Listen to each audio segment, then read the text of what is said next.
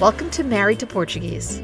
On each episode, my English-Irish husband, Bob, and I discuss and laugh about our life and adventures in the Portuguese culture. Bom dia. Bom dia. Before I go out and make cavacas, I just reminded Bob there was another few messages that we get all the time that we want to make sure we put it out there. Because we do hear from you. We do get the messages, and I want to make sure that we're responding. We get some messages for us regarding moving to the Azores or moving to the mainland, or the question of, what do you suggest? Where do we begin? As well as, our dream is to buy a ruin and, fix it up and live there half of the year or whatever. Right. So let's be clear first off. It's our dream, too, not to fix up a ruin. We'll talk about that in a minute. No. It's our dream to move there at least part-time the year away. Yes. We are not experts, so we will not give any advice at all. We just can't. No. There are plenty of people who have done it. Yes. And we can tell you that things move slower. We know we can take up to 2 years to complete if you want to build something. Well, to build or to buy. You're right. Because it takes a long time to do the title search. Yes. And make sure you're getting a clean title, and things move at just a different speed. Yeah. Again, even if you're paying cash, there are title issues.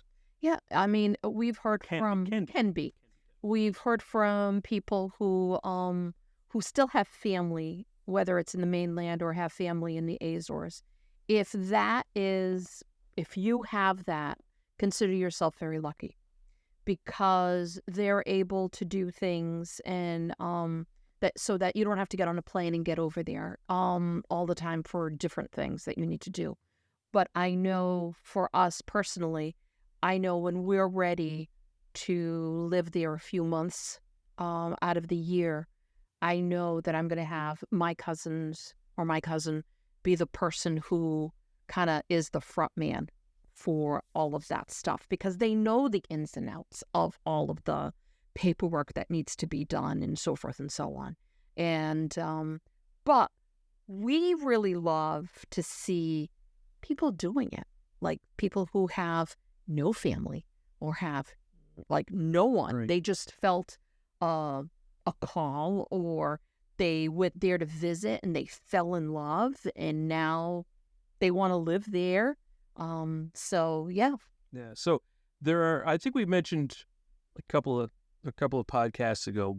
We watch a lot of expats on YouTube at night instead of watching regular programmed TV, and we've started watching a new couple.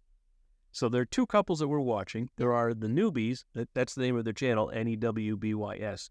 The Newbies, they're up in the northern part of the country. Yes, in the mainland. In the mainland. So they are there with their two young children. Yep. And they bought an old farm, which was partial ruin, but there were multiple buildings, and they could live in some of the smaller buildings. Yeah. So they've been fixing those up, and I think they're about to build a house on the property. So they're going through that, explaining that process, what it takes to go through the Camara and get the permitting that they need, and the engineering and the architecture and the contractors and all of that. And then the one that we just started watching, which we really enjoy, the channel's called Mr. and Mrs. Adventure. Yep. It's Brittany and Drew. Mm-hmm. That are their names, and they've bought the ruin of an old mill in the Algarve. A water mill. Yeah. In the Algarve. So their channel has been on for a long time. We weren't watching it because it was all about van life, and they're two young Americans, and they explored all the United States by van, and then Mexico, and then Europe and Northern Africa as well. Right. But they fell in love after 8 years on the road. They fell in love with Portugal. And so it took a couple of years of looking for property and deciding whether they really wanted to set down roots and did they really want Portugal. And the first property they'd ever looked at was this water mill. And so 2 years later, they actually bought it, and it's on 6 acres. And the first thing that they have to do is clear the overgrown land because nothing's been done to the property. And when I say property, the landscaping in 20 years. Right. And where they bought their house is where there's always forest fires. So they talked about what they need to do and how they worked with, the local neighbors and everyone helping each other. I mean, it is just the sweetest couple. They're very sweet. They're very sweet, and I love how, what they're doing and their intentions of, respecting the land, which is always very important. I hear that, and it's like, oh, yes, because I'm all about respecting our land and keeping it as beautiful and pristine as possible. But if you're young and ambitious, I would say either one of those channels is quite helpful. Yeah. I think we'll use their names as if we know them. I think we don't know. Brittany and Drew / Mr. and Mrs. Adventure. I think so far from what we've seen, they're a little more. I started that sentence completely wrong. They explain a little bit more about their visas and renewals and applying for citizenship and working with the local government to do the things that they want to do. And I know a bit about the Algarve. I haven't been there yet. Didn't realize it was as hot and dry as it is, to the point where they're at, they have to clear all brush within 150 meters of their building. Right. So that's 150 feet. In our town, for most lots, that's like 4 houses away. Right. So it is a lot of land, and they've got very mature eucalyptus trees that have to come down and thick brush, and they need heavy equipment. Right. And it's interesting to see how hard they're working. They're living in a van while they're doing this because there's no way you can live in the building that they've got. And they're living off the grid. And in the meantime, they're supporting themselves by being, influencers, and he's got a business back in the United States that he's managing and has to fly back for, and they talk about applying for their visas, which is very interesting, and then getting the paperwork done for buying the house, which different rules. They couldn't take ownership of the house because of the mill, because structurally it wasn't sound. So the government was not going to let the seller sell until the property was... You could live in it. Was livable. Yeah. So it's crazy to think that they paid all of that money. And it's still in their name. But it wasn't in their name, and they're doing all this work. It's interesting. It's so interesting. So and I think we've also seen an older couple for the Azores in Pico. I can't think of the name. Oh, yeah, they're really good. They're really good, too. And they also, so they go through, they also redid a house in Pico, and it's taken them a couple of years as well. Yeah, they're from Canada. They're a Canadian couple. From Canada.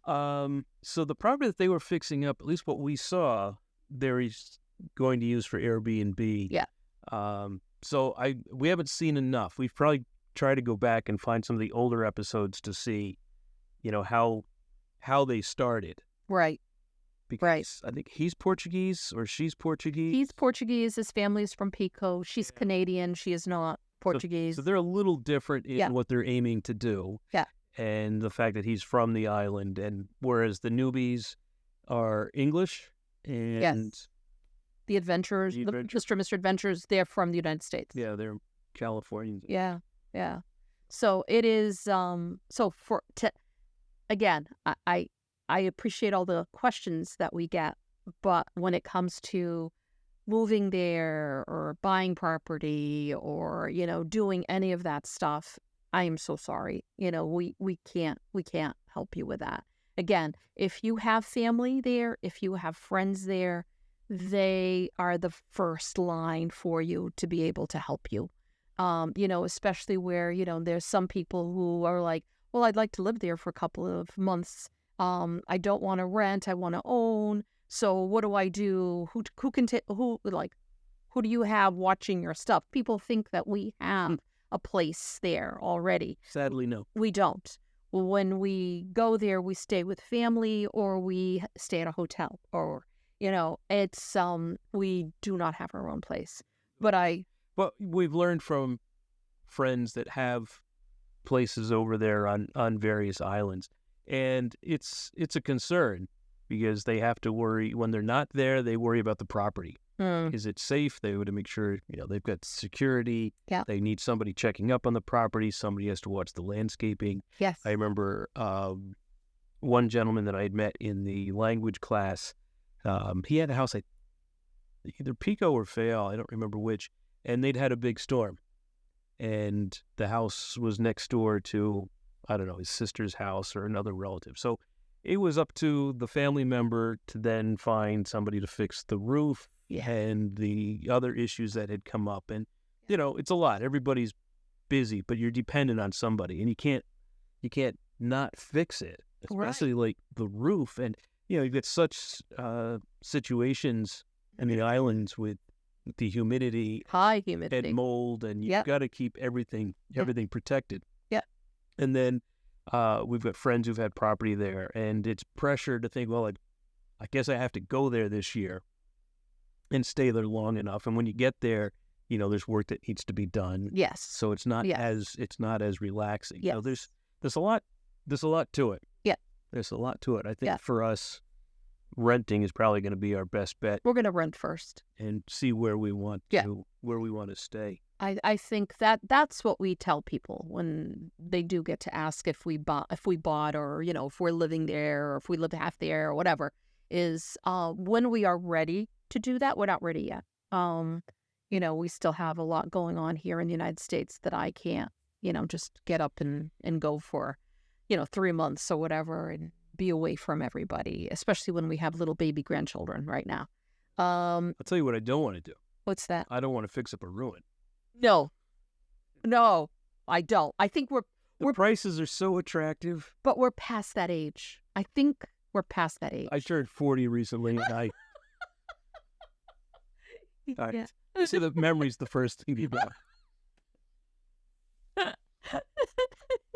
No, 40 is no. It was a wonderful time. A little north of 40. A little north of 40. But it's a lot of effort. Yes. If we in our 30s, yes, when we had the effort, and the energy, those years when we were like painting half the house. Yes, when we were young and foolish. Yes, I have no doubt we could have done it. But later on in our years now, no, not when we're ready for going slower pace, in life. I don't want to do that. No, I'm ready to slow down. Yeah. I'm with you on that. So I think at first we're just going to rent. We'll rent, and we'll rent in different parts of the island to make sure. Although I think I know where we want to stick around. And we like all parts of the island.